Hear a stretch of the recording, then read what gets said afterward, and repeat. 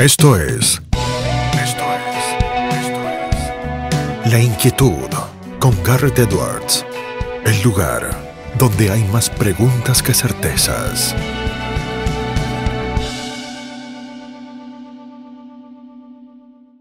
A ver, obviamente, primero muchas gracias, un placer charlar con ustedes y encantado de responder todas las preguntas que tengan los participantes de este evento por Zoom. Obviamente, ustedes saben, es fácil criticar, es fácil incluso reírse de los errores de los demás en general y de los gobiernos en particular, ¿no? Lo que pasa es que creo que acá hay dos elementos para destacar, ¿no? El presidente se siente cómodo con su discurso así pedagógico, didáctico. La verdad que no es el primer presidente, hay una larga tradición en Argentina con esa clase de discurso. Incluso en el siglo XIX, ¿no? Sarmiento tenía un discurso así también. No estoy comparando al presidente con Sarmiento, ojalá se comparara con Sarmiento.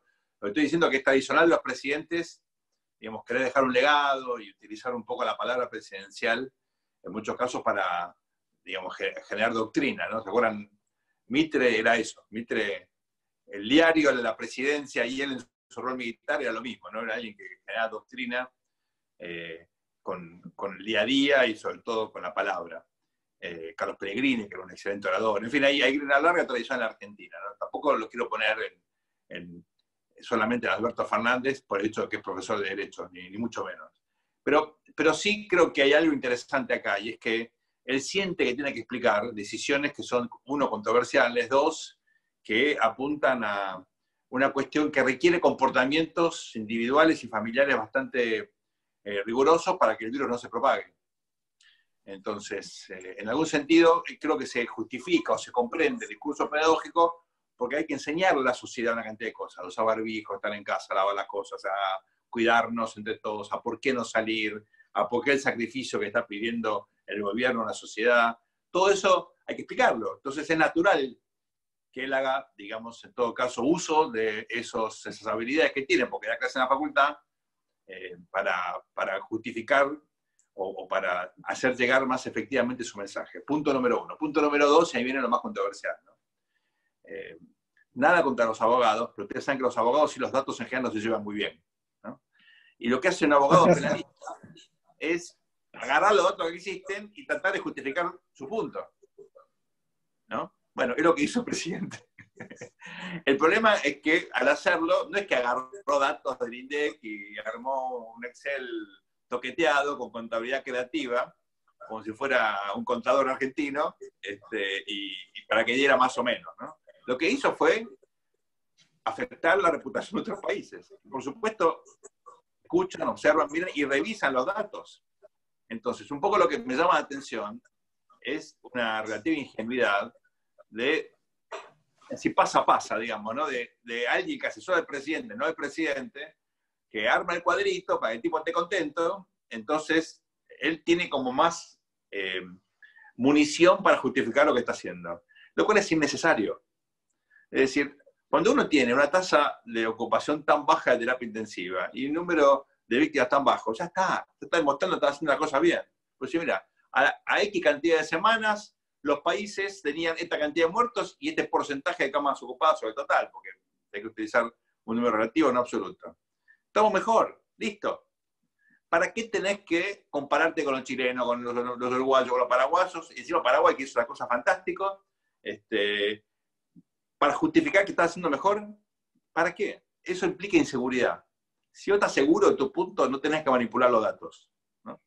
Entonces, yo creo que no es culpa de él, porque el presidente no se puede poner a revisar el Excel. Es ridículo.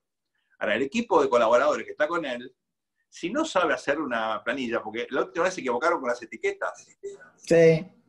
Si ustedes conocen la planilla de cálculo, no es algo muy sofisticado, digamos. Es un error de distracción.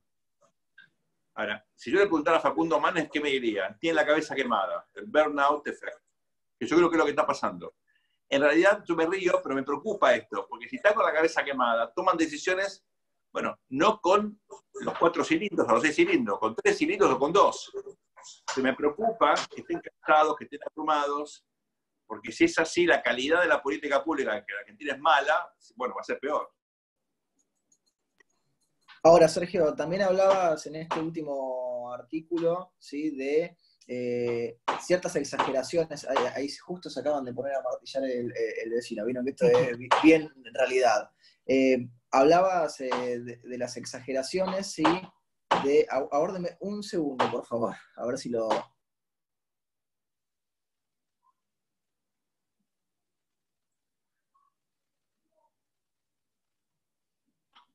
Parece que escucharon, veremos si hacen un poco...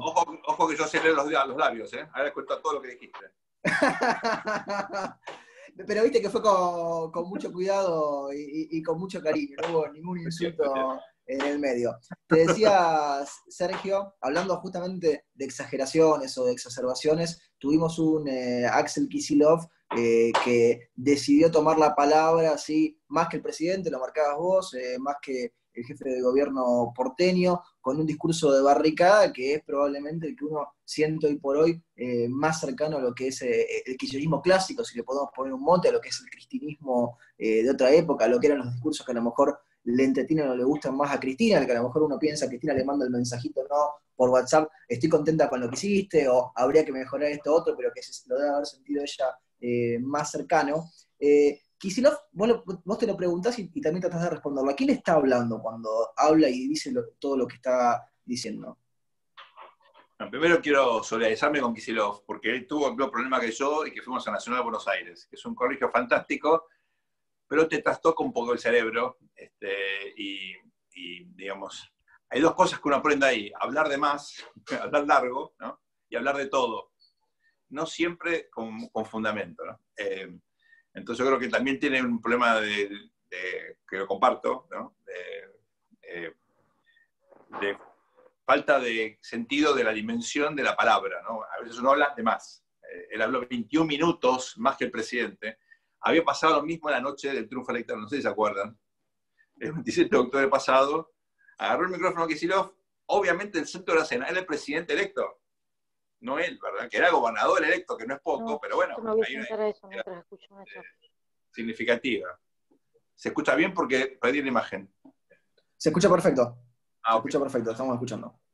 Entonces, yo creo que acá hay un Kicillof público y un Kicillof privado. Yo les aseguro que en privado Kicillof no tiene esa característica así de bordada, de incontinencia verbal, ¿no? De discurso encendido. Es un tipo mucho más razonable, que hasta pide disculpas porque se da cuenta que se fue de mambo. Pero cuando se enciende las cámaras, bueno, él crea un personaje o suelta un personaje que muchas veces cae en exageraciones extraordinarias, ¿no? Ya había pasado, ¿se acuerdan cuando él dijo que Repsol le tenía que pagar a la Argentina? No sé si se acuerdan cuando fue los YPF, bueno, no pasó particularmente. Sí, sí. Y lo mismo con todo el despelote con los holdouts, él dijo una cantidad de barbaridades que ciertamente le ha costado al país un montón de plata, ¿no? Así que, digamos, no es la primera vez que esto ocurre y es una característica de él. Pero en privado es completamente diferente y, digamos, el tipo que toma las decisiones. Recuerden que Kicillof es un tipo recontra honesto y gran trabajador. Dos cosas inusuales en la política argentina. Y no solamente en el peronismo, ¿no? Inusuales. Es un tipo muy, muy honesto, en serio, y que se puede equivocar y está creciendo, es un chico todavía bastante joven. Me parece que dentro de todo, él digamos, es un aporte, por lo menos interesante. Que haya alguien honesto, bueno, ya sigue la línea de Vidal, ¿no? De los gobernadores tipo Vidal, en ese sentido. Ahora, o sea, más allá de las diferencias de aspecto ideológico, ¿te parece que por lo menos los dos son coherentes consigo mismos? Totalmente coherentes, ¿no? Muy, muy coherentes. Hay un aspecto ahí igual que vale la pena marcar, ¿no? Él dijo en un momento, hicimos más en 2 meses que en los últimos 200 años. que un poco amplio, ¿no? Innecesario. Ahí es cuando todo lo bueno que haces se te diluye. Vos decís, no, flaco, no es así, ¿no? Y si fuera así, no tenés que decir vos, que lo digan otros. O sea, si vos estás seguro que estás haciendo eso, alguien te lo va a reconocer. No hace falta que vos digas eso, porque es poco creíble. Al margen de que no es cierto, porque es imposible que sea cierto, ¿no? Ahora vos podés decir, mira, hicimos tantas camas, y conseguimos tantos respiradores, y construimos tantos hospitales, qué sé yo. Suponete que podés hacer énfasis en lo que sí hiciste, pero compararte con Sí, semejante... que te pones como Cuomo, el gobernador del estado de Nueva York, que estás con la Filmina y decís, bueno, estos meses trabajamos así porque estábamos preocupados por esto, es tirar el dato, pero no decir, y somos mejores, no sé, que Luisiana, o el mejor gobernador de la historia de Nueva York. Claro, claro. Faltaba que hubiera dicho, y si Julio César me hubiera conocido, probablemente... Bueno, faltaba eso, ¿no? Que se comparara con Julio César. O sea, era una cosa un poquito desopilante, ¿no? Les recuerdo que él tiene digamos, un cuadro, un retrato de Rosas en la oficina. Él dice que hizo más que Rosas. Yo negaría, porque pienso diferente, más que Rivadavia, por ejemplo, que hizo cosas así elementales como la Universidad de Buenos Aires, donde estudió Kicillof, ¿no? El Banco Provincia y un montón de cosas más, ¿no? O sea, decir que hizo más que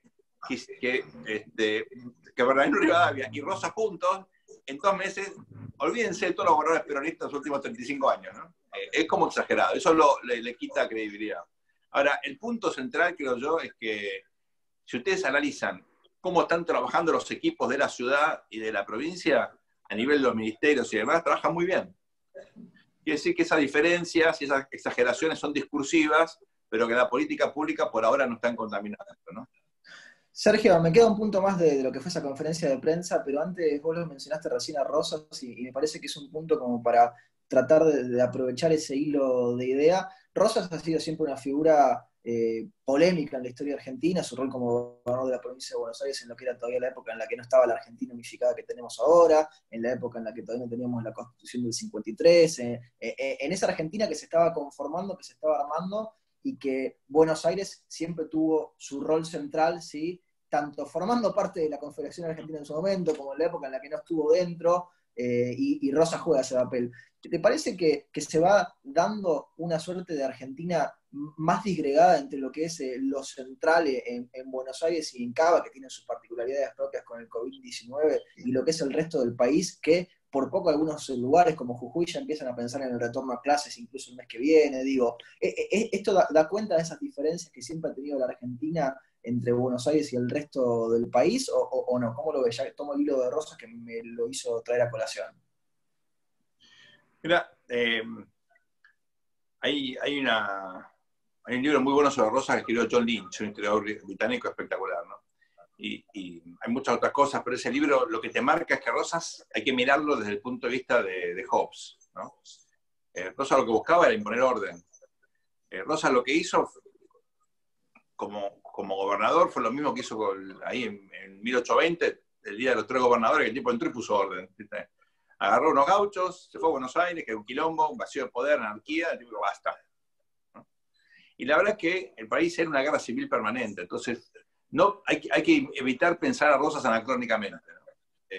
Y yo creo que cuando lo pones en contexto, lo lógico era que alguien intentara poner orden. ¿Y cómo? Y violentamente, porque no había instituciones. Esto no justifica ni las persecuciones, ni la locura, ni la mazorca, nada de eso, ¿no? Pero estás en una situación de preestatalidad, ¿no? Y yo creo que la fórmula, me parece más adecuada para pensar eso, es la de Sarmiento, precisamente, ¿no? Que es civilización y barbarie. O sea, él decía, Rosas es un bárbaro, pero no decía, lo tengo que eliminar, porque la I te suma. Sí, le equilibraba. Bueno, él decía, hay que incorporar la barbarie, ¿cómo? Y con la educación, hay que incorporarlo al sistema productivo, ¿no? Mediante la educación. Entonces, hay que llenar el desierto, decía él empieza el Facundo hablando del desierto del norte de África, cualquier cosa, nunca había ido a África, pero había leído y sabía que eso era la barbarie, porque no tenés ciudad, no tenés civilización, no tenés cultura. Bueno, entonces yo creo que hay que mirar a Rosas, que es la expresión del desorden, de la anarquía y del preestado, de la preestatalidad, como la precivilización. En vez de criticarla, hay que preguntarse cómo puede ser que un país todavía hoy demande caudillos. Bueno, porque todavía hay una cultura política, lamentablemente, poco densa, ¿no? Hace falta más cultura democrática.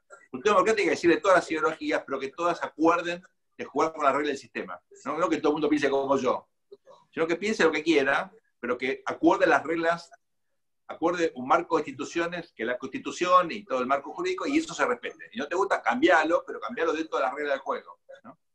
Entonces, yo creo que, por supuesto, digamos, Martínez extrae en adelante, ¿no? La idea de una sociedad que está esclerotizada por el peso de Buenos Aires, el Gran Buenos Aires y del mundo urbano, es una manera de mirar a la Argentina. Yo no digo que eso no sea así. Lo que les quiero recordar es que el interior, para bien o para mal, necesitaba un puerto, y el puerto mejor posicionado era el de Buenos Aires. Guste o no guste, digamos, sin el interior no hubiera existido el puerto, ¿no? Claro.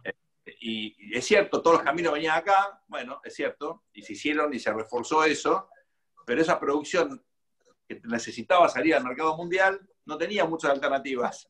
El puerto de Rosario no estaba construido, el de Mar del Plata tampoco, ¿no? En Bahía Blanca tampoco, no había otro, ¿no? Entonces, por una cuestión de legado colonial, el puerto era bueno, salía por acá. Y yo creo que eso explica un poco que esa manera así de oposiciones, de mirar al interior, no tiene sentido, que mirar todo en un conjunto, mirarlo sistémicamente, ¿no? Creo que lo que ocurre es interesante como ejemplo. Como ejemplo, claro, porque uno tiene que ahora, hoy justo salió, o ayer, en la BBC, un análisis interesante del método de burbujas que utilizaban en Nueva Zelanda y en Canadá. Armás un entorno y ya no es tu casa con tu familia, sino abrís un poquitito a 4 o 5 familias y vas abriendo a poco, y si hay alguno que da positivo, todo el mundo se guarda, ¿no?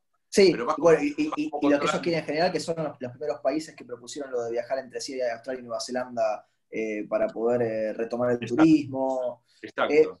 Recién, Sergio, hablabas de Hobbes, ¿no? Del Leviatán, en definitiva, y esto de las sociedades con rosas, ¿no? Y con este momento de estado de naturaleza que vivía lo que iba a ser la Argentina, y lo traemos para acá, ¿no? Porque la idea del contrato social reaparece mucho cada tanto en la política, incluso Alberto Fernández la llegó a mencionar en los últimos días, ¿no? Cuando se habla de esta nueva normalidad, o de que no se va a poder volver a la normalidad anterior.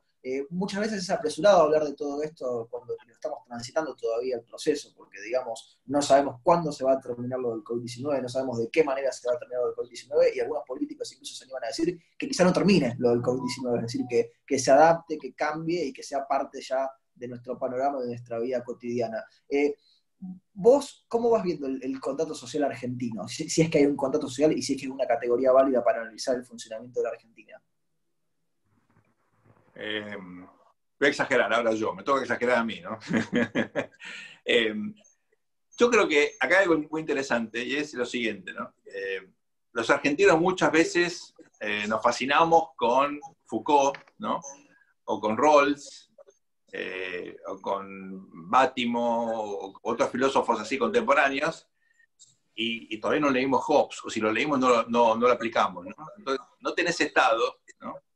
No tenés Locke, no tenés equilibrio de poder en el frío de 50 pesos, y ya querés la quinta derivada, es decir, es como realmente elegir una cerámica copadísima y no tener ni siquiera la casa.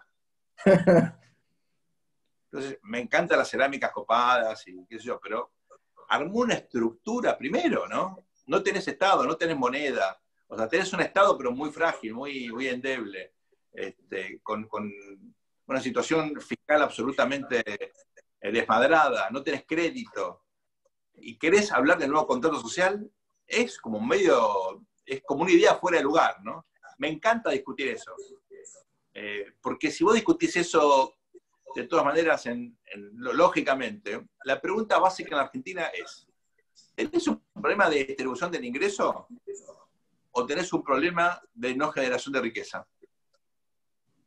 Porque ojalá tuviéramos un problema de distribución del ingreso. Estoy adelantando el argumento de la columna de la Nación del viernes, ¿no? Pero si yo fuera hoy... Es un spoiler este. Exactamente, me estoy spoileando a mí mismo. Pero si yo dijera, mira, creciste a lo pavote los últimos 30 años, generaste riqueza de una manera extraordinaria, tenés, ¿viste? El tipo que son una cantidad, una generación nueva de billonarios, alguno que va a ser trillonario dentro de poco, ¿no? Bueno, Besos, que Besos. dicen que dentro de 1 o 2 años, no sé cuánto, en cuántos trimestres el tipo llega. Ojalá por él, digamos, aparte como el ejemplo, ¿viste? Un tipo que empezó a vender libros por internet y ese tipo más rico del mundo. Un genio. Entonces, digamos, yo veo eso y digo, bueno, está bien, tienen que debatir, porque indudablemente ahí hubo un problema enorme de distribución, de la gente que no tenía la educación adecuada, o vivía en el lugar no adecuado, no se benefició, ¿no? De tener las costas ricas, más Sí, algunos el tema manchones por vida. de la igualdad de oportunidades, por lo menos en inicio, para que todos tengan una base similar Claro, para me tratar. parece bien, me parece bien. Ahora, en la Argentina lo que tenés es un estancamiento secular. Entonces, no es el problema de distribución, es un problema que genera cada vez más pobres porque genera cada vez menos riqueza. Entonces, yo creo que si el debate está bien planteado, buenísimo, porque rápidamente te vas a hacer la pregunta, ¿y ¿por qué no generamos riqueza nosotros? Y ahí empezás a hablar de la regla, empezás a hablar de la inversión, de las cosas que efectivamente van al bottom line, que la Argentina no discute, ¿no?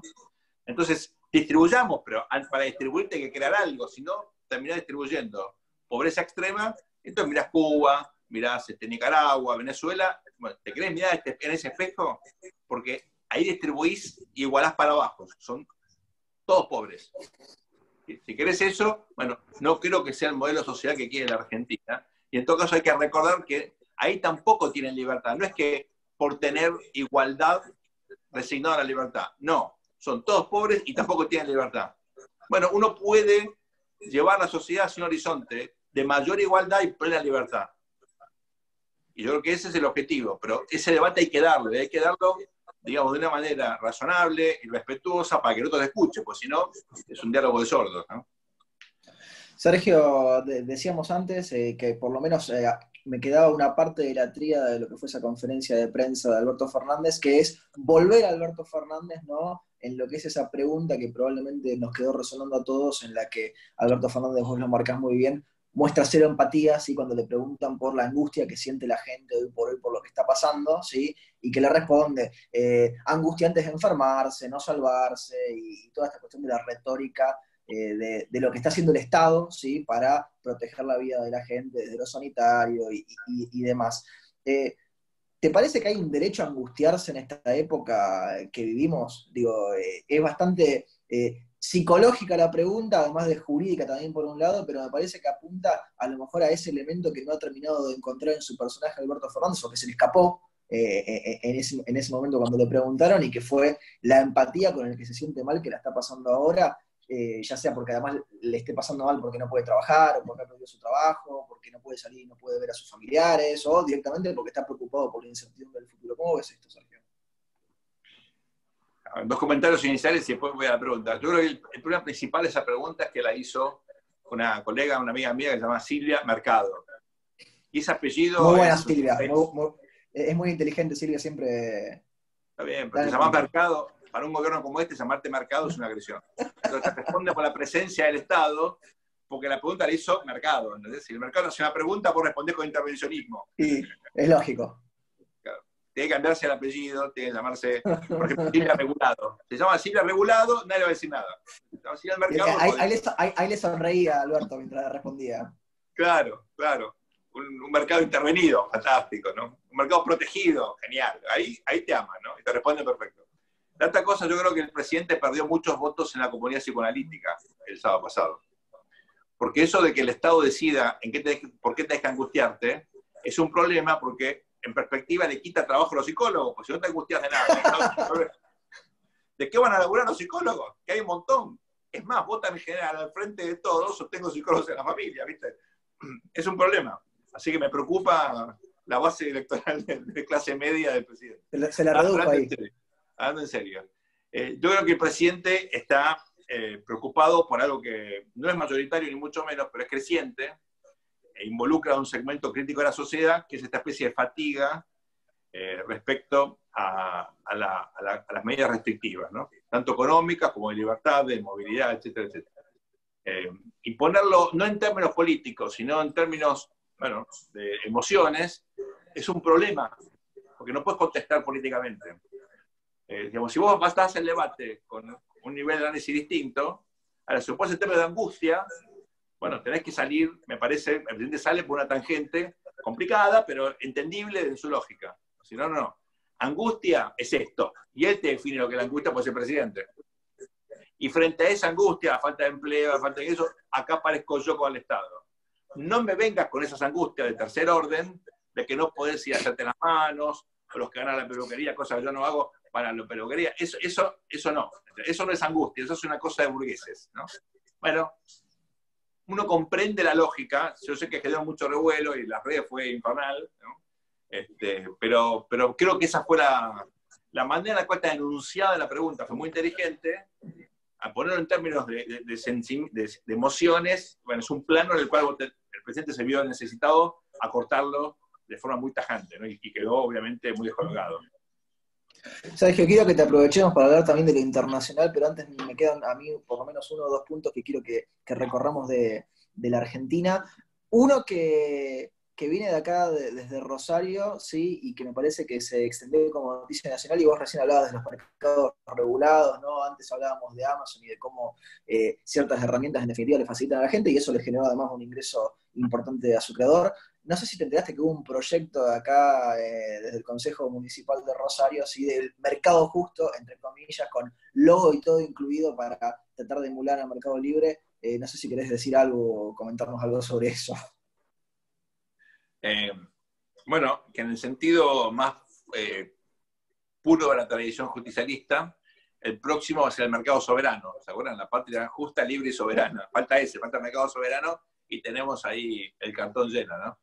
La verdad que me parece una pavada muy singular, porque, digamos, ¿por qué el mercado es injusto? Primero, ¿no? ¿Qué significa la injusticia del mercado? Es interesante, ¿no? Los que queremos en el mercado, preguntarnos qué es un mercado justo o injusto, ¿no? Bueno, un mercado injusto es un mercado que efectivamente está sesgado por algún tipo de, digamos, cuestión que no tiene que ver con la lógica del mercado. Por ejemplo, un mercado injusto es un mercado monopólico, es un mercado injusto. Entonces vos necesitas que el Estado venga y rompa los monopolios. El rol del Estado es hacer que el mercado sea justo.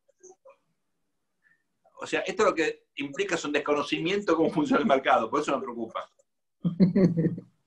El mercado no se hace justo porque lo hace el Estado. El mercado se hace justo porque el Estado lo regula convenientemente. Evita las posiciones monopólicas, genera una ley de defensa de la competencia, por ejemplo, una comisión sí, todos los fallos de mercado, trata de evitar los problemas de agencia. Todo eso lo que requiere es un Estado inteligente que garantice un mercado libre y un mercado justo. Entonces, otra vez lo tomo autocríticamente, porque si hay mucha gente que piensa que puede haber un mercado justo porque el Estado es el propietario de los medios de producción, estamos sonados. Quiere decir que estamos perdiendo una batalla ideológica. Algo estamos comunicando mal, lo que creemos lo contrario, ¿no? Y me queda una más antes de que pasemos a lo internacional. En una de tus columnas más recientes en La Nación, yo sé que a veces los dibujos, las gráficas, uno se entera y la ve cuando ya aparece, pero tenés a Cristina con Mrs. Pac-Man, ¿sí? No sé si eso vos lo viste antes, o lo opinaste o lo viste cuando se publicó, pero ¿qué se entiende ahí con Mrs. Pac-Man, ¿no? Comiéndose, o con Cristina dentro de su boca? A ver, esa fue una columna donde yo me preguntaba si venía un nuevo Vamos por Todo, ¿no? O si había chances, qué posibilidades había y qué límites a un nuevo Vamos por Todo. ¿Se acuerdan? Vamos por Todo, ustedes los rosarinos lo conocen mejor que yo, porque fue Rosario, ¿no? Allá después de 2011, que Cristina mandó eso, que fue una especie de síntesis de lo que tenía en la cabeza, ¿no? Un intento de fortalecer un proyecto personalista y muy ideologizado de poder que, como todos sabemos, fracasó. Entonces, yo lo que planteaba en el artículo era que ella estaba aprovechando esta coyuntura porque veía, por un lado, el presidente demasiado fuerte, y ella necesita un presidente maleable, y por otro veía un gobierno demasiado malo, con lo cual veía una crisis evidente. Entonces, hoy era muy fuerte Alberto y podía ser una amenaza a sus objetivos si él se fortalecía mucho y la desplazaba. Pero si en perspectiva ya ve un Alberto muy débil, también ella se debilita porque necesita un Alberto que la proteja. Entonces, en esos dos intervalos digamos, de debilidad y de fortaleza, ella necesitaba algo más o menos intermedio. Y frente a eso, intentaba controlar recursos del Estado, porque el proyecto kirchnerista siempre fue un proyecto estatista, en el sentido que el instrumento de poder no es el partido, el instrumento de poder es el Estado. Entonces vos cooptás agencias del Estado y desde el Estado, digamos, como Lenin, es una teoría muy leninista, desde el Estado desarrollás política, generás empleo, generás tu propia burocracia, ¿no? Entonces, la toma del Palacio de Invierno fueron 15 tipos, pero construyó un imperio, literalmente, porque tenían el control del Poder Ejecutivo. Entonces, esa es la lógica, me parece, del cristianismo, y por eso el estatismo es tan importante en su concepción. Esto remite, ¿se acuerdan de ese viejo concepto de Marcelo Caparossi, la matriz estadocéntrica? Que era típica de la Argentina populista. Él decía que en América Latina en general, México con el PRI, en Brasil con los militares sobre todo, pero sobre todo en Argentina se dio esta idea de que el Estado era un enorme aparato político de poder, y desde ahí se hacía política, no de la sociedad civil, no de los partidos, no de los sindicatos, los empresarios, sino del Estado, ¿no? Esto generaba rentas, cuasi rentas, y de ese modo iba como cooptando segmentos y reproduciendo en su burocracia la capacidad de garantizar proyectos políticos, ¿no? Esa es la concepción estatista del kirchnerismo. Entonces, la idea de Cristina no es ella ya no lo va a ver, pero su hijo, Kicillof, o quien fuera, desde ANSES, PAMI, la banca pública, el Banco Central, la FIP, la aduana, etcétera, todas las grandes instituciones públicas, bueno, generar una burocracia de Estado o casi un partido de cuadros para de ahí desplegar ese proyecto de poder. Y para eso necesita avanzar, ¿no? Entonces, cuando ella critica el gabinete, lo hace porque cree que son malos, pero aparte porque quiere poner gente de ella, que seguramente no van a ser mejores, pero son de ella, que es lo que le interesa, ¿no? Sergio, empezaron a aparecer los otros países recién en tu análisis, algo que no podemos dejar de lado, porque aunque algunos políticos lo quieran o no, la Argentina está inserta en el mundo y la Argentina convive con sus vecinos. Chile había empezado, sí, a tratar el tema del COVID-19 de una manera en la que parecía que lo iba llevando bien y de repente todo se complicó y ahora tiene una cuarentena que en algunos puntos es hasta más estricta que la que teníamos aquí en Argentina. Brasil ha tenido y lo sigue teniendo conflictos e idas y vueltas entre los gobernadores y su presidente Jair Bolsonaro, con un gabinete que se le van deshilachando los ministros con el paso de las semanas. Y vos lo contabas antes, tenemos a Paraguay que parece ser lo ha manejado bastante bien, y tenemos a Uruguay que también da la impresión de irlo llevando de una forma, podríamos hasta ponerle un mote quizás hasta europea, así que ahora en junio arrancan las clases, lo anunció la calle Pau la semana pasada y Pablo da Silveira, su ministro de Educación, ya está contando cómo va a ser. ¿Cómo vas viendo el manejo alrededor y el mapeo político primero con los vecinos que tenemos en la región?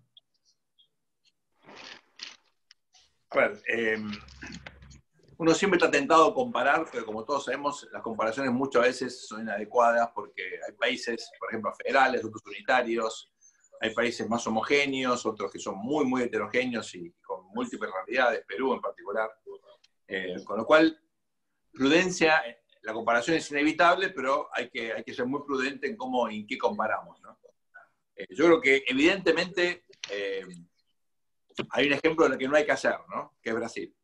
Creo que Brasil, al margen del esfuerzo de los gobernadores y muchos prefectos, ¿no? Muchos intendentes, la actuación del gobierno nacional, por llamarlo de algún modo, es un ejemplo a no seguir por el ninguneo, primero el virus, una actitud irresponsable, el mal ejemplo del presidente. Y yo creo que es claramente un liderazgo errático y disruptivo, ¿no? Y me parece que hay un ejemplo, o dos ejemplos muy interesantes de la región, que son Paraguay y Uruguay, dos países que muchas veces no miramos lo suficiente como para aprender lecciones, sobre todo porque tenemos una cosa medio de soberbia. Uruguay está muy mal, y la verdad que con diferencias importantes entre ellos lo han llevado bastante bien, yo creo que por motivos diferentes. Paraguay sobre todo porque ya tenía antes el problema del dengue y tenía saturado el sistema de salud, con lo cual tomó medidas muy severas, porque las dos cosas combinadas iban a ser terribles, ¿no? Bueno, que es una preocupación que tenemos en la Argentina también, ¿no? De las dos cosas combinadas. Por supuesto. Bueno, deberíamos tener cosas que no tenemos. En la Argentina hay otras patologías previas o problemas previos. Uno es el dengue, hay tuberculosis, hay sarampión, hay una cantidad de cosas que, digamos, que no le damos bola, pero deberíamos. Pero Paraguay, yo creo que con el sistema ya saturado tomó decisiones extremas y por eso lo hizo muy bien, ¿no? Y Uruguay se terminó convirtiendo en el ejemplo de América Latina en casi todo, ¿no? También en esto. Y lo digo con orgullo y con admiración y con un poquitín de envidia, de sana envidia, porque como casi todos argentinos tengo particular amor y simpatía, y todos nos sentimos un parte uruguayo, ¿no? Yo tengo mucha familia y aparte soy hincha de River, con lo cual desde chiquito grité uruguayo, uruguayo, por diferentes uruguayos, ¿no? Cubilla en una época, Francescoli, cambió el uruguayo, pero la canción era la misma, ¿no? Como Led Zeppelin. Entonces, yo creo que ahí hay... miren, lo más importante acá es la instalación del sistema sanitario, la robustez del sistema sanitario, ¿no? Los sistemas sanitarios más robustos aguantaron mejor o aguantan mejor la situación, por eso Perú es un desastre, a pesar de que la cuarentena en Perú es previa. Pero la política de salud o la inversión en salud en Perú siempre fue muy por debajo del promedio de la región. Bueno, lo están pagando. Sí, y Ecuador también es a lo mejor la otra preocupación, ya sin tomar todavía el caso de Venezuela, que es paradigmático, digo, pero Ecuador, que no tiene dinero, no puede emitir porque está dolarizado, y le entró el virus y le hizo un desastre las primeras semanas. Un desastre, sobre todo en Guayaquil, ¿no? La costa, no tanto en Quito, pero lo importante ahí es tener en cuenta que la infraestructura previa es fundamental, ¿no? Por eso creo que la Argentina la viene piloteando relativamente bien, porque tiene una gran infraestructura sanitaria, degradada, hospitales hechos pelota, etcétera, pero el capital humano es buenísimo. Y mal o bien, hay una presencia del Estado en las grandes urbes con hospitales que están, pero no tenés que inventarlos, ¿no? Y la gente ya hace milagros, los enfermeros, los médicos, etcétera, los bioquímicos hacían milagros antes del coronavirus. Yo creo que ese capital humano hace la diferencia. Y en Argentina hay una base científico-tecnológica para la ciencia, es muy importante. Yo creo que esto valoriza mucho el rol de la ciencia. No sé si vieron el lunes pasado a Fernando Pollack, que es un médico argentino, epidemiólogo, que está haciendo unos avances espectaculares con el plasma, ¿no? Sí. Bueno, esos son los tipos que tenemos en Argentina. Argentina, la verdad que con todo el desastre que hicimos del país, eso es muy rescatable, ¿no? Y por suerte existen estos científicos, el CONICET, la investigación de las universidades públicas y privadas, que te dan un ecosistema diferente para tomar decisiones y para resolver problemas complejos. Y siempre hay uno que se inventa un respirador con dos maquetas, por los lados. O hacer más rápido el test. Nada, una capacidad de atarlo con alambre que a mí me parece fabulosa, que es parte de la característica de este país, ¿no? Ya llevamos casi 40 minutos, Sergio. Invitamos a la gente a que sigan sumando preguntas. Ya tenemos algunas en el chat, ahora las vamos a ir repasando, las pueden ir escribiendo así las tenemos preparadas para cuando pasemos a esa instancia. Pero me parece que nos queda una visita. Ahí se nos cayó, ahí volvió Sergio. ¿Cómo está, Sergio? No pasa nada. A ver, yo tuve el ruido antes que me tuvieron que leer los labios, así que nos queda, me parece, una visita o una parada obligatoria, ¿sí? Y que es Estados Unidos, y que es su presidente Donald Trump, que no sé si lo sentís vos también. Yo siempre siento que agarró una página del manual de los presidentes latinoamericanos, de muchas de las cosas que hace, ¿no? Yo creo que es realmente Trump, persona, ¿no? Que todos los días se esfuerza por aparecer con algún titular y sorprendernos, a veces de manera risueña, a veces de manera preocupante, a veces de manera absurda. Lo tuvimos recomendando que se tome medicamentos que todavía no están chequeados funcionan, así como cuando dice que se toma la pastilla de hidroxicloroquina, y ahora lo tuvimos esta mañana, que porque Twitter le puso el avisito, ¿sí?, de fact-checking, de este tweet puede ser engañoso, y le mandó links de CNN diciéndoles dónde pueden leer sobre la votación por correo postal que Trump criticaba, ¿sí?, de cara a las elecciones de noviembre. Trump hoy dijo que quizá hasta pueda llegar a hacer cerrar las redes sociales, ¿no?, en un tweet esta mañana. Ya ese es un límite nuevo, ¿no, Sergio, de Trump? Bueno, hay cosas que uno tiene que tomar en serio y otras no, ¿no? Cuando vos decís el manual de los líderes latinoamericanos, eso hay líderes que podrían escribir manuales. Yo, Cardoso, Lacalle, el presidente, por ejemplo, Ricardo Lagos, hay tipos que podrían escribir buenos manuales, ¿no?, que se diferencian del resto de los pésimos gobiernos que hemos tenido en la región, que yo sé que predominan, ¿no? A ver, Obviamente en Estados Unidos hay una crisis política sin precedentes, que es previa a Trump. Y Trump es exponente de la crisis y la profundizó, ¿no? Pero es lo mismo que uno dijera, el problema del sistema político argentino comenzó con los Kirchner. No. Consecuencia de la crisis del sistema político, ¿no? Entonces, punto número 1, Estados Unidos vive la crisis de ser potencia y estar empezando a dejar de serlo. Que es algo complejo, no es sencillo, ¿no?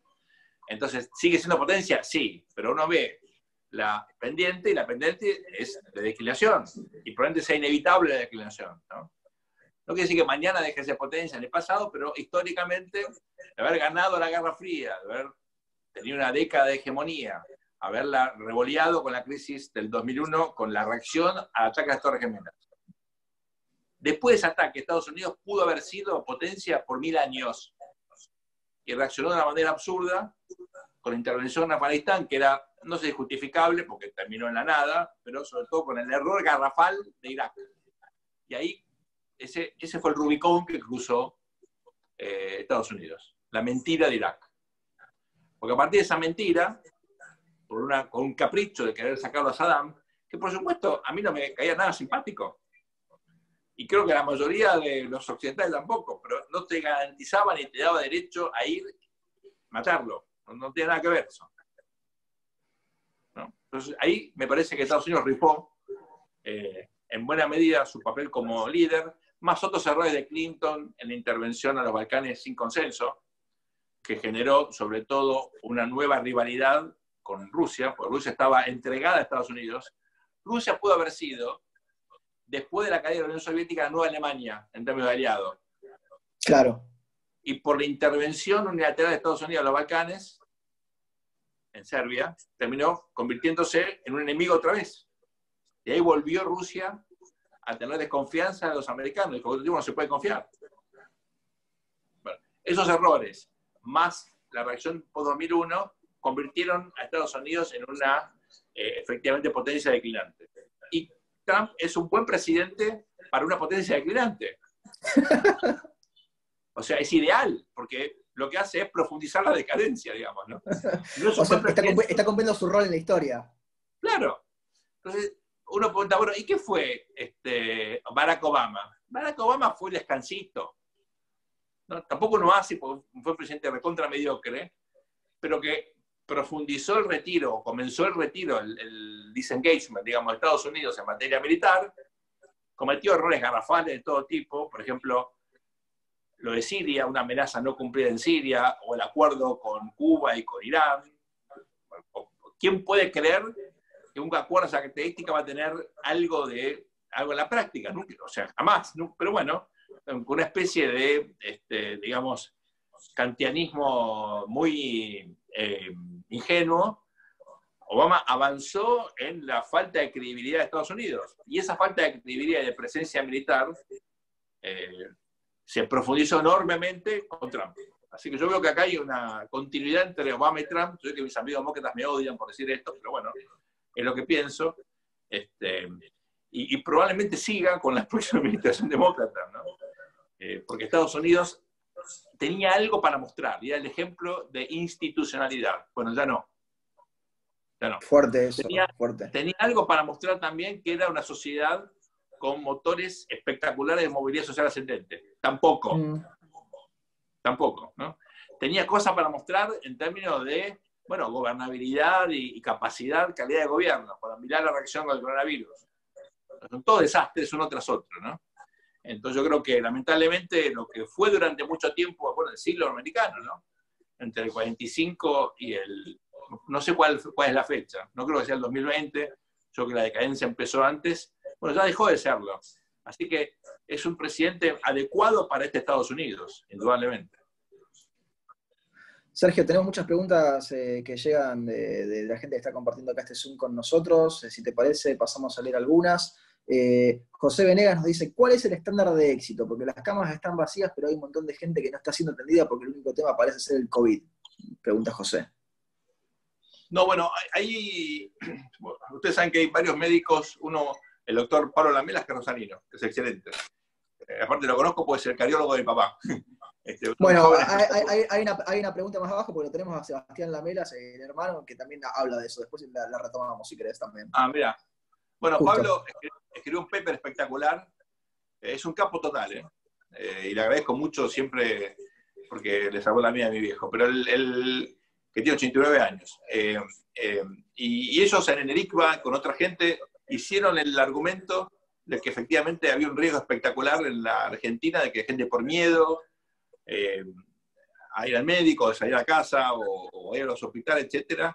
Bueno, al final del día los muertos iban a aumentar mucho, iba a morir mucho más gente por otras patologías que por el coronavirus.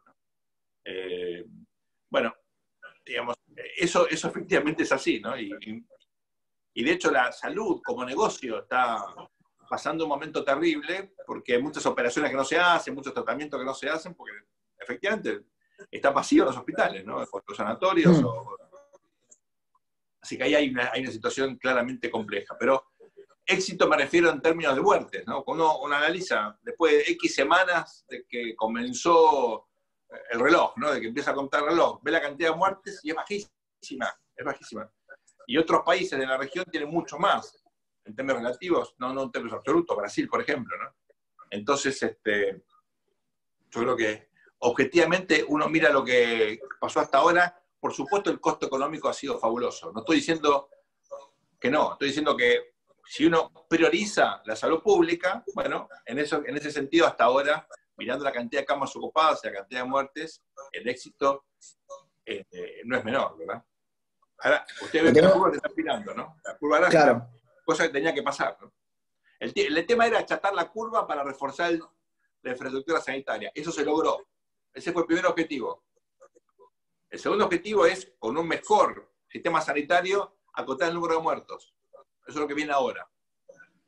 ¿Ok?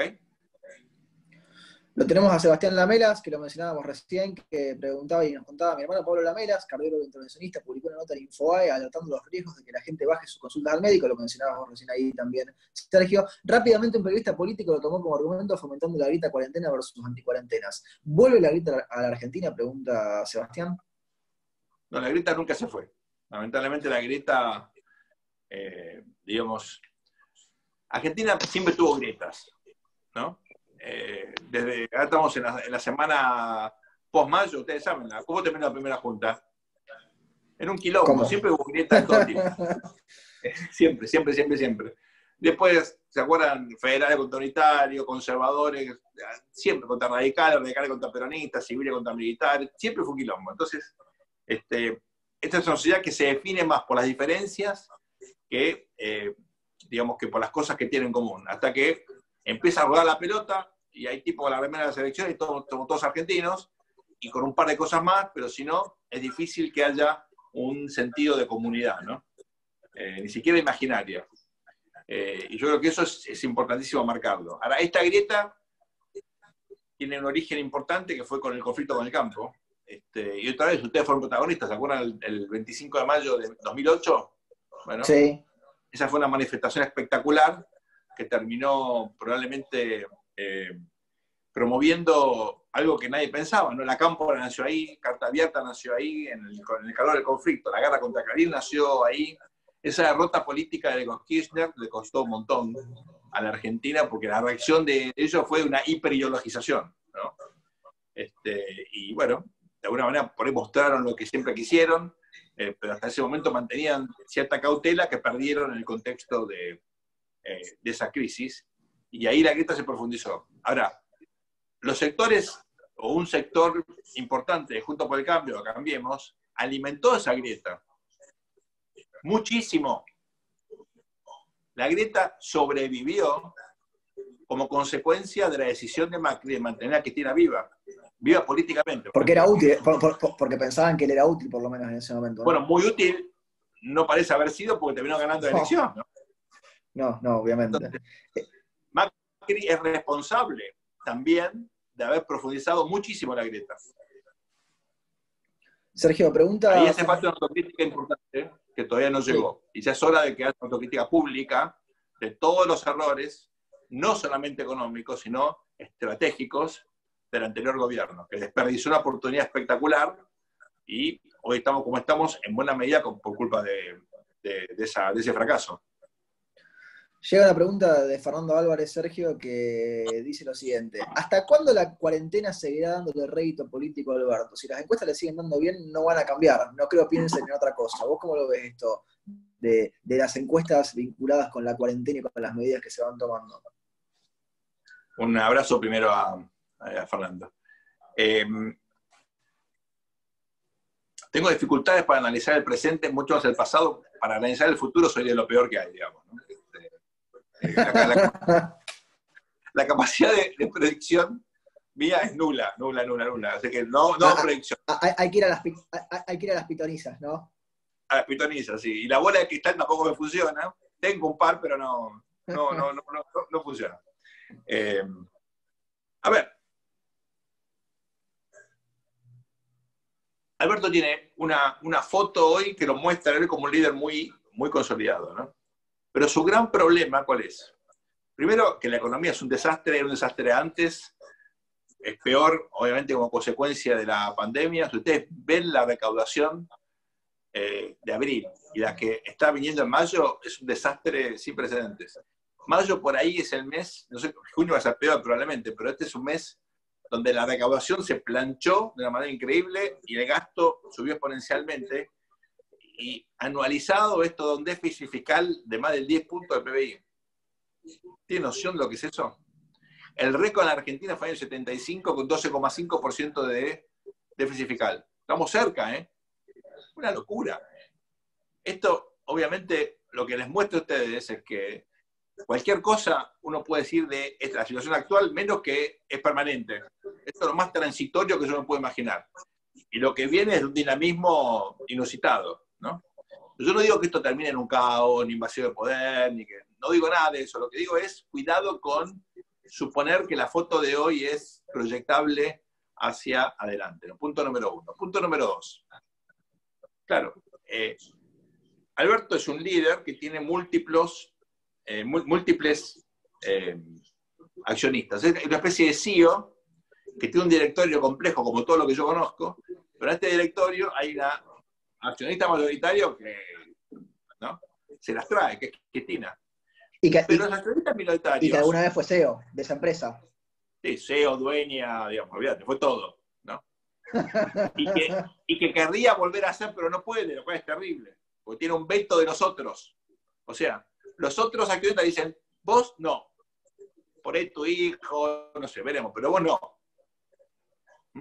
Porque muchos gobernadores se lo dijeron en la cara. Dijeron, in your face, it's over, ¿no? Bueno, él dijo vice, está bien, vice sin causas, trajeron tus votos, y ese es el acuerdo, ¿no? Bueno, me gusta, no me gusta, no importa.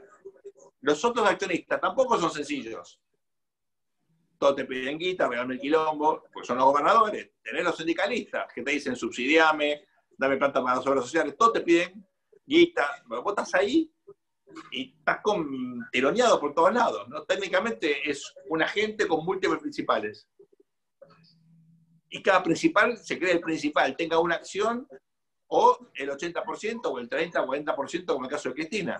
Entonces la accionista mayoritaria compite con los otros accionistas.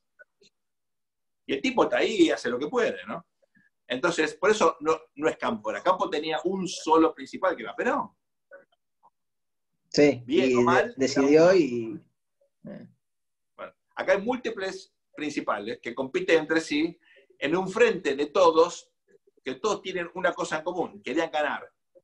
Bueno, lograron, ¿no? Otra vez, pregunta para ustedes.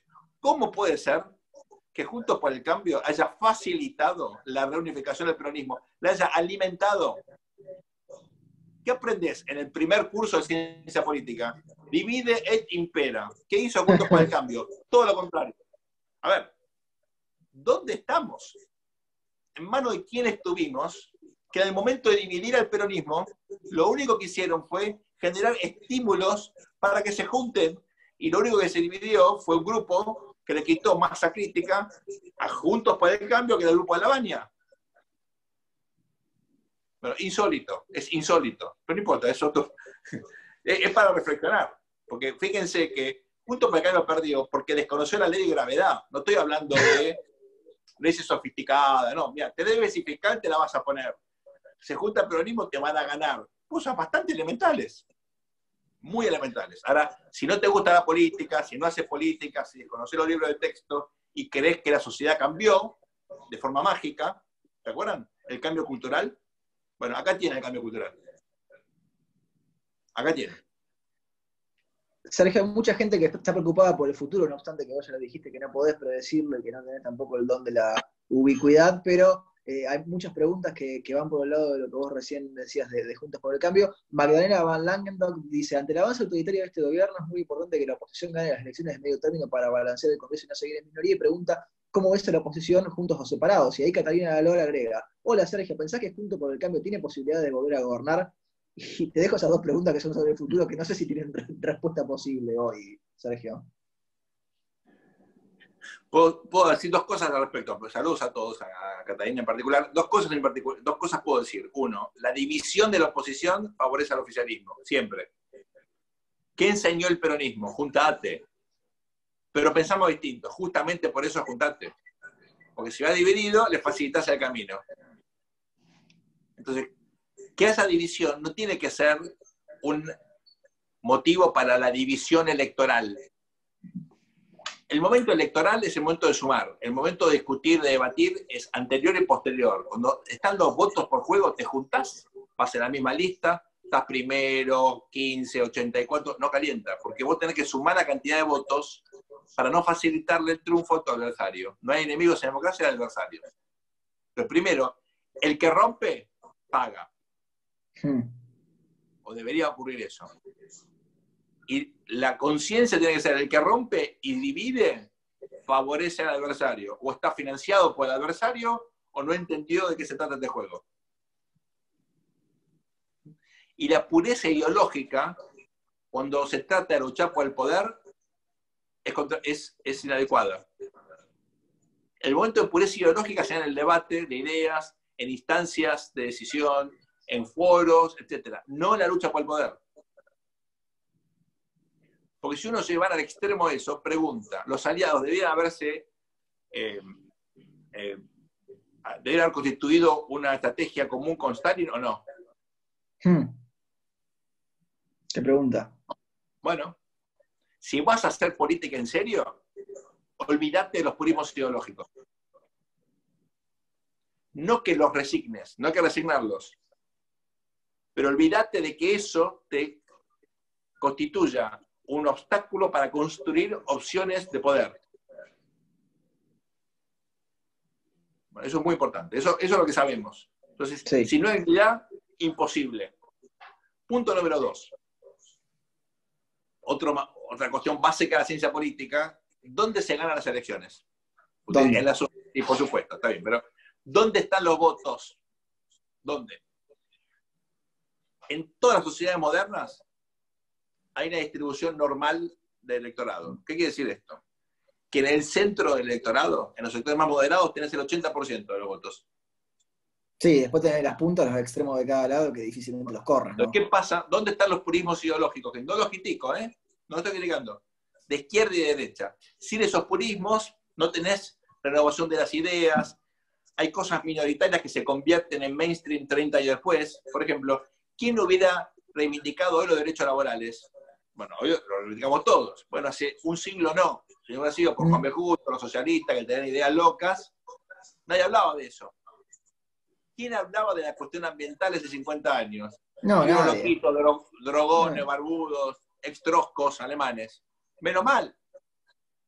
Hicimos pelota el planeta por ignorar medio, sí, a los barbudos, trosquitos alemanes. ¿O no?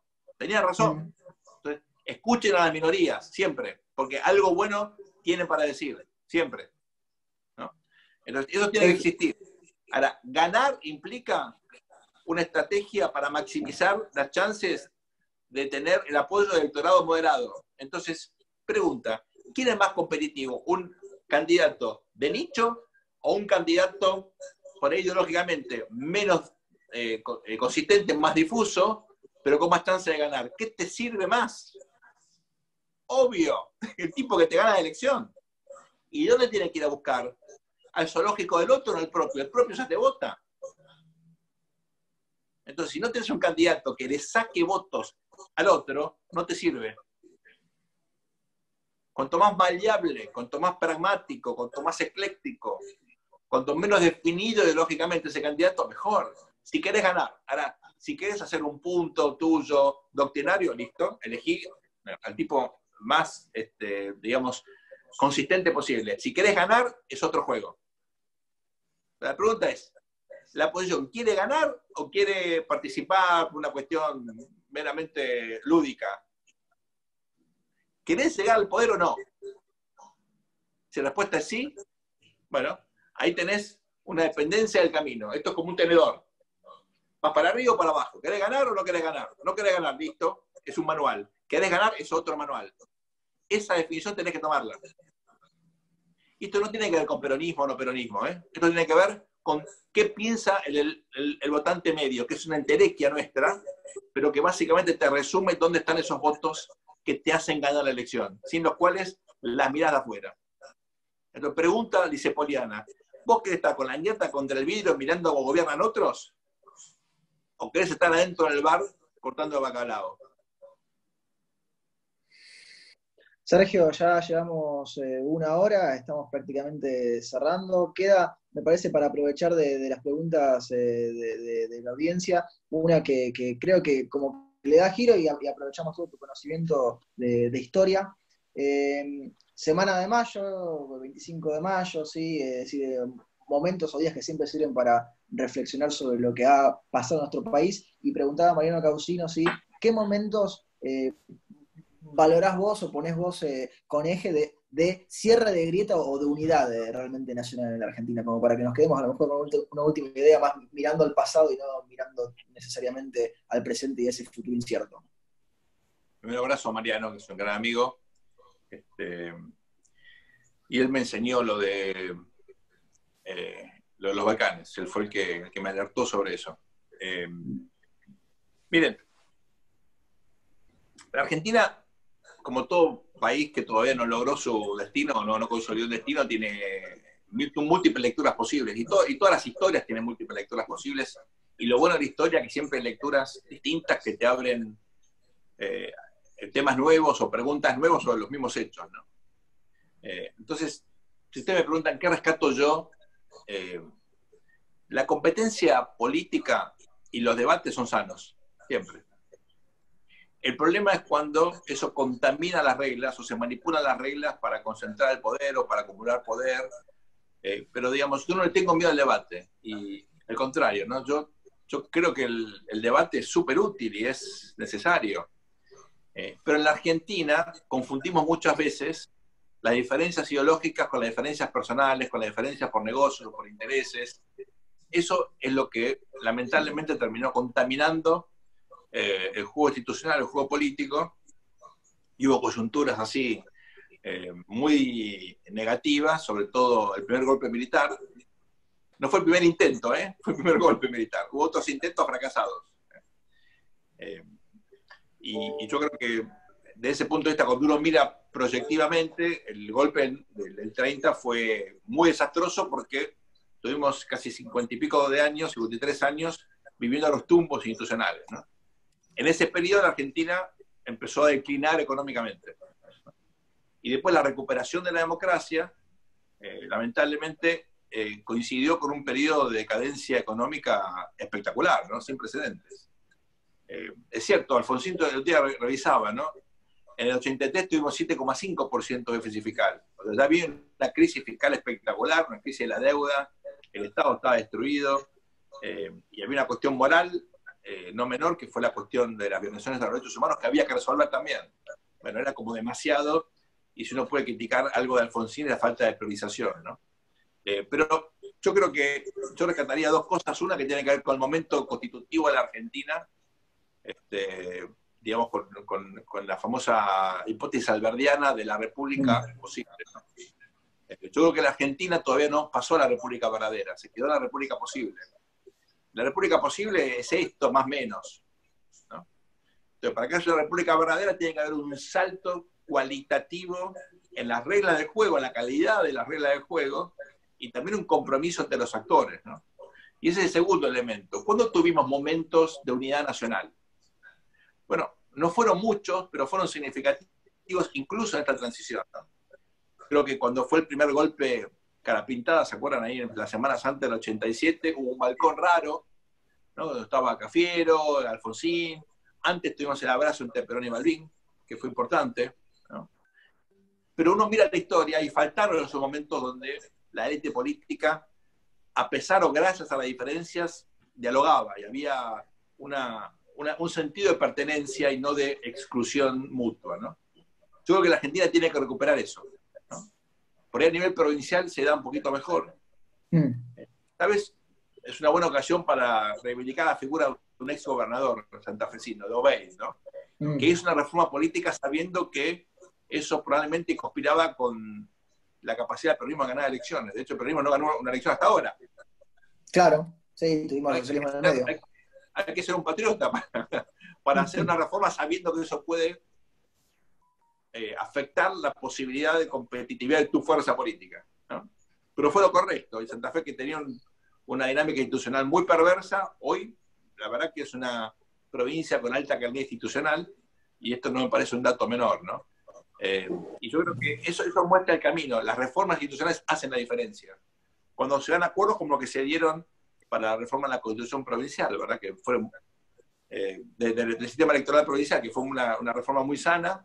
Veremos si ahora se puede volver a reformar, así que hay muchos intentos de que haya reelección y demás. Veremos, no me parece relevante. Lo importante es que si hay acuerdo entre las partes, las cosas pueden claramente mejorar, ¿no? Y creo que ese es el camino, un camino reformista, con criterios de mediano y largo plazo, sabiendo que nunca hay avances lineales, que son avances y retrocesos, pero esa es la característica de la política, ¿no? Sergio, lo tenemos a Gerardo Bongiovanni para unas palabras finales. Gerardo, ¿tenés activado el micrófono? Sí, gracias. No, una sola palabra, Sergio, muchísimas gracias, y a todos los que participan, pero en especial a vos, Sergio, por tu generosidad, tu compromiso. Espero que nos veamos pronto y que podamos reactivar algunos proyectos que tenemos ahí stand-by como todos los argentinos. Un abrazo grande y gracias, de veras. No, a vos, querido. Muchas gracias, un placer. Sergio, muchísimas gracias por estos largos, extensos minutos que te has tomado para poder compartir con todos nosotros. No sé si podemos activarle el micrófono a la gente para un aplauso. Daniel, no sé si podés activar a todos. A ver, lo hacemos. Ahí están todos activados. A ver si hacemos activados. No, pero también tiene el presidente. El aplauso. Recursos humanos. Sergio. Diploma de SA /Brandeglin. Lo puede volver a mandar si quiere.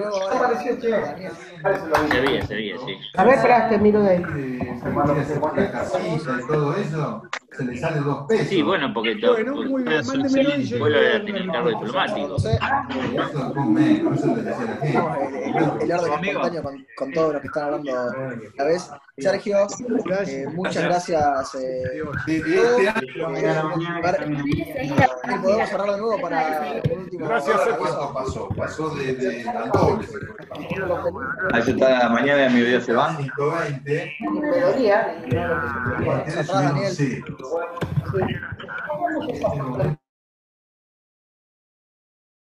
Ahí estoy. Sergio, activate de nuevo, que te quedaste en silencio, Sergio. Sergio, muchas gracias en serio por todo esto. Esperamos que se hayan entretenido, que les haya sido útil, que les haya sido informativo. Estamos seguros de que sí. Yo aprovecho para darles un último aviso.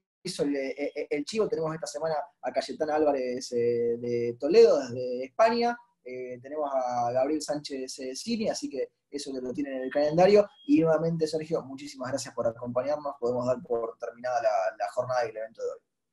Gracias a ustedes y siempre a disposición. Hasta pronto. Muchas gracias. Esto fue La Inquietud con Garrett Edwards. Síguenos en redes sociales y en www.edwards.com.ar.